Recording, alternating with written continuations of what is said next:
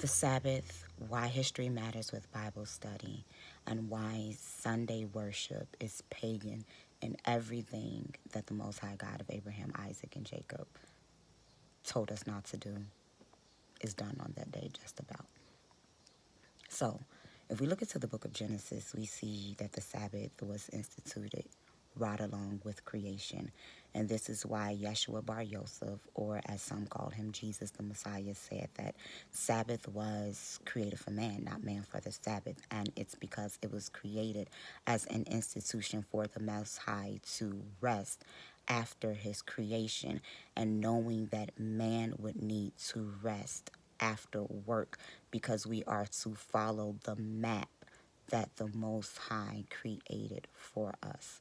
So, before the laws were even given on Mount Sinai, this was something that was seen in Near Eastern cultures everywhere.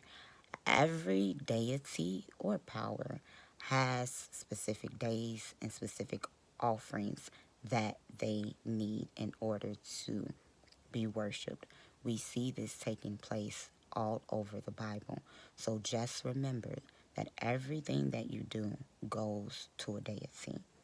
Let's continue. Even if you are not someone who adheres to the laws of the Old Testament, you have to admit that the Ten Commandments, which majority of Christians claim to keep, the Sabbath is in there, and that should be enough to keep it. There's not one scripture that tells us to worship on a Sunday. In fact, when we begin to look into the book of Ezekiel and we see our men and our women crying and weeping out for Tammuz, Tammuz is a sun deity. This is Babylonian and custom. When we actually look into history, we will see that it's necessary to know what's going on in history, because if we don't, we won't understand the captivities that the Israelites were going through and the influence that it had on their religion, their culture, and their books. Also, without history, you wouldn't have your canon.